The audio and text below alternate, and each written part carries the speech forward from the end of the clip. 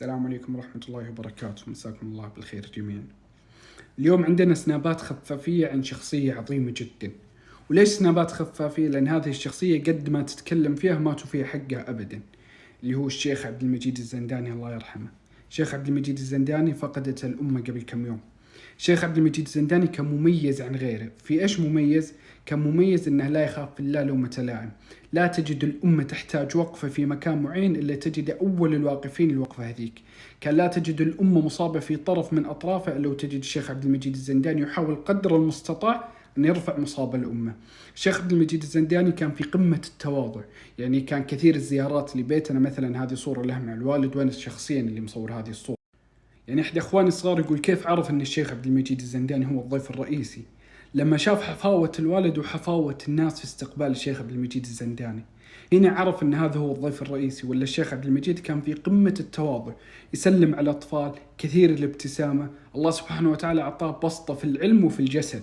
كان مميز عن غيره. تخيل أنه في فراش الأخير في مرض الموت كان يخطط لأجل هذه الأمة. شوف هذه الصورة له وهو في مرضه الأخير يخطط لأجل هذه الأمة. شفت كيف لما أقول لك كان مميز عن غيره؟ طبعا الشيخ عبد المجيد الزنداني عاش في مكة بعد ما صارت الحرب الأخيرة في اليمن، انتقل للعيش في مكة. لكن لما تغير النظام السعودي وبدأ النظام السعودي يحاول يجبر أي شخصية إسلامية على الصمت ودعم مشاريعها أو السجن، رفض على عكس غيره. كثير قبلوا سكتوا وقالوا خلاص نقعد في السعودية ولا نتكلم أبدا.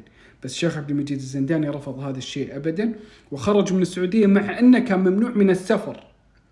طيب كيف خرج من السعودية؟ خرج من السعودية طلع جواز باسم ثاني، فخرج من المطار على أنه معتمر باكستاني، على أنه معتمر من أخواننا الباكستانيين. خرج في عربية وبالجواز هذا خرج وطلع من السعودية وهو ممنوع من السفر. ليش كان ممنوع من السفر؟ لأن السعودية تعرف قوة كلمة الشيخ عبد المجيد الزنداني، وتدري أن الشيخ عبد المجيد الزنداني لن يسكت أبدا لما يشوف جراح الأمة، لما يشوف مثل الحرب الأخيرة اللي صارت في فلسطين. ما راح يسكت لما يشوف مثل هذه الانتهاكات. فمنعته من السفر حتى لا يتكلم أبدا، ولو تكلم في الداخل كان اعتقلوه. عشان كذا ما كان يقدر يشوف الأمة زي كذا ويقعد ساكت، فطلع بهذه الطريقة من السعودية. لما عرف محمد بن سلمان خروج الشيخ عبد المجيد الزنداني من السعودية كانت ليلة سوداء جدا على محمد بن سلمان. ليش؟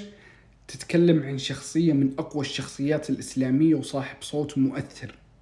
كان عندك وكنت مانع من السفر وخرج وعينك تشوف. عموما بعدها خرج الشيخ عبد المجيد الزنداني مباشرة إلى تركيا، وبعدها بدأ يتفاعل مع قضايا الأمة. بعدها كان يحاول قدر المستطاع نصرة القضية الفلسطينية، وكان له موقف من أقوى المواقف في قضية غزة الأخيرة.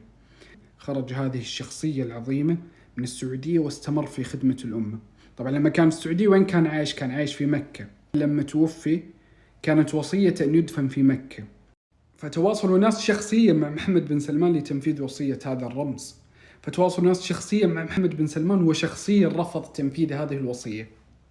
كان لا زال غاضب وحاقد على الشيخ عبد المجيد الزنداني، هو غاضب وحاقد على أي صوت إسلامي، فرفض شخصيا تنفيذ هذه الوصية. بعد ما مات الشيخ عبد المجيد الزنداني خرج الصوت الحقيقي لمحمد بن سلمان تجاه الشيخ عبد المجيد. فهاجمت قناة MBC وقناة العربية المملوكة رسميا لمحمد بن سلمان الشيخ عبد المجيد الزنداني. وسبحان من سخر للشيخ هذا الفضل.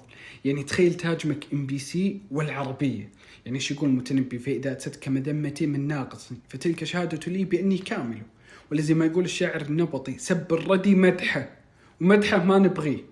فسبحان من سخر للشيخ عبد المجيد الزنداني هذه الفضيلة بعد موته. الشيخ عبد المجيد الزنداني لما توفي ظهرت جماهير عريضة له في جميع الأمة الإسلامية.